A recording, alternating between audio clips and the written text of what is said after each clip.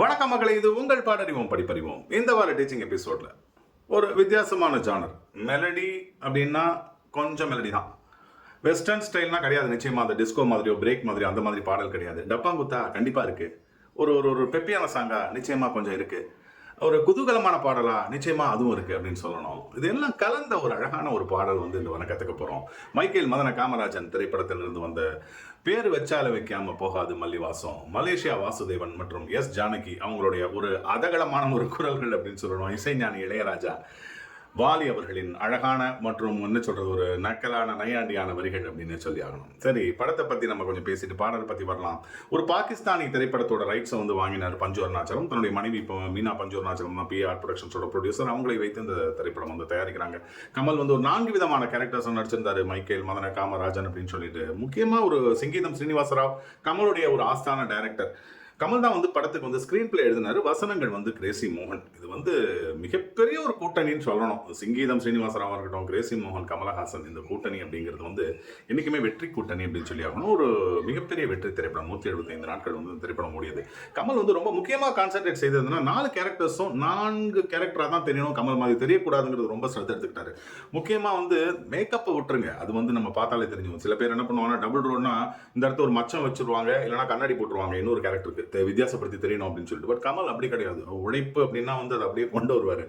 முக்கியமாக இந்த வாய்ஸ், அந்த ஸ்லாங் இருக்கு பார்த்தீங்களா, அதுலேயே அந்த 4 கேரக்டர்ஸ் அழகாக சொல்லிடுவார். அதுவும் கடைசி சீன்லலாம் அந்த ஒரு அரை மணி நேரத்தில் 4 பேருமே மீசி எடுத்து ஒரே மாதிரி இருப்பாங்க. யார் எந்த கமல் கண்டுபிடிக்க முடியாதப்போ இவர் தான் இந்த கேரக்டருங்கிறது அந்த குரலை வைத்து, அந்த ஸ்லாங்கை வைத்து தான் சொல்ல முடியும். அந்த பிராமின்ஸ் பாஷையில் காமேஸ்வரன் மாதிரி பேசுறதா இருக்கட்டும், இல்லை மெட்ராஸ் பாஷையில் ராஜு அப்படிங்கிறதா இருக்கட்டும், இல்லை அந்த கம்ப்யூட்டர் இன்ஜினியர் ஹைஃபையாக பேசுறதா இருக்கட்டும், இதெல்லாம் தன்னுடைய அந்த வாய்ஸ், அந்த ஸ்லாங்கில் ரொம்ப அழகாக கொண்டு வந்திருந்தாரு கமலஹாசன். அந்த ஒரு உடல் மொழியாக இருக்கட்டும், ரூபினி, ஊர்வசி, நாகேஷ், SN லட்சுமி, மனோரமா, நாசர் அப்படின்னு சொல்லிட்டு ஏகப்பட்ட நட்சத்திர பட்டாளம் அப்படின்னு சொல்லி ஆகணும்.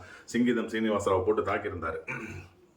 இன்னைக்கு இந்த வசனங்கள்லாம் நம்மளால மறக்கவே முடியாது. அந்த wait a minute for 5 minutes அப்படிங்கிற அந்த கிரேசி மோகனோட அந்த ஒரு அடாசு காமெடின்னு சொல்லுவாங்க இல்லையா, அந்த மாதிரி எங்கேயோ போயிட்டீங்க சார். அது அபூர்வ சகோதரர்களை நம்ம அப்படியே பிடிச்சிக்கிட்ட மாதிரி wait a minute for 5 minutes. அதெல்லாம் அதுவும் அந்த காமேஸ்வரனோட கேரக்டர்லாம் நிச்சயமா டேக் மீ அப்படின்னு, டேக் மீனா எடுத்துக்கிறது என்ன பக்ஷலமா அப்படிங்கிறதா இருக்கணும். ஃபர்ஸ்ட் நைட்ல 3 பேர் நான் கேட்டதே இல்லை யாக்கும். இதெல்லாம் இன்னைக்கு நினைச்சு சிரிக்கக்கூடிய ஒரு விஷயங்கள். பாடல்கள் இளையராஜா என்ன பண்றாரு, படத்தோட ஒரு முதல் ஒரு அரை மணி நேரம் எடுக்க வேண்டிய கதையை ஒரு ஃபர்ஸ்ட் பாட்டிலே சொல்லியிருப்பாரு. கதைகள் பாட்டிலையும் அது இந்த படத்தோட கதை என்ன முதல்ல என்ன வருதுங்கிறது ஒரு கிட்டத்தட்ட ஒரு 15 நிமிஷம் அரை மணி நேரம் எடுத்துருக்கணும். சீனா எடுத்துருந்தா அது பாடலையே சொல்லி முடிச்சிருப்பாரு.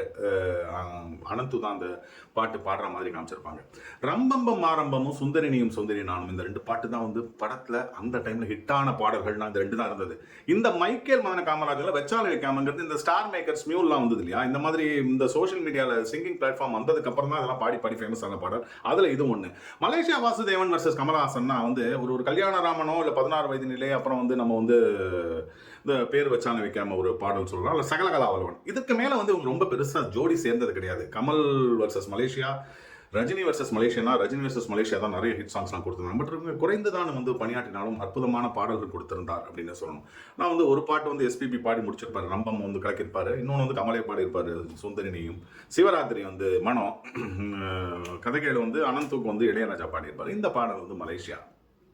எஸ் ஜானகி கேட்கவே வேண்டாம். வாலி குதூகலமா எழுதியிருந்தாரு. இளையராஜா என்ன சொன்னார்னா, அந்த பாடல் கம்போசிங்கே ஒரு கதை அப்படின்னு தான் சொல்லுவாரு. அப்போ வாலி கேட்டார், என்னையா சந்தம் அப்படின்னு, தட்டாட டட்டாட டட்டாட டட்டா, என்னையா அது டட்டாட டட்டாடன்னு, இதெல்லாம் எப்படி எழுத முடியும் அப்படின்னா, ஏன் திருவள்ளுவர் எழுதியிருக்காரு. திருவள்ளுவர் என்ன எழுதினாரு, துப்பாக்கு துப்பாய துப்பாக்கு, இன்னொரு சொல்ல இந்த மாதிரி எழுதிருக்காரு. அந்த ஸ்ட்ரெஸ் கொண்டு வரணும், அந்த ஆக்சென்ட் இருக்கணும் அப்படின்னு சொல்லிட்டு சொல்றாரு. திருவள்ளுவர் எழுதிருக்காருங்க. தட்டாட டட்டா டட்டா டட்டா அப்படின்னு சொல்லிட்டு துப்பாக்கு துப்பாய் அந்த குரல் எடுத்து சொன்ன அப்படியா, வச்சாலும் வைக்காம போகாது மல்லிவாசம். அதாவது சாதாரணமான வார்த்தைகளை யூஸ் பண்ணக்கூடாது. அந்த இதுக்கு அடிக்கிற மாதிரி அந்த சந்தத்துக்கு எழுதி கொடுத்தாரு அப்படின்னு சொல்லணும் வாலி அப்படின்னு சொல்லி இசைஞானி இளையராஜா சொல்லுவார். எல்லாரோட சேர்ந்து ஒரு கூட்டு முயற்சி, ஒரு ஃபன் சாங் அப்படின்னு சொல்லணும். பாடல் வேணா பேர் வச்சாலும் வைக்காம இருக்கலாம், ஆனா பாடறிவோம் படிப்பறிவோம்னு தான் வைக்காம இருக்க முடியுமா? இது கடவுள் அமைத்த மேடை, அதுதான் பேரு. நன்றி மக்களே.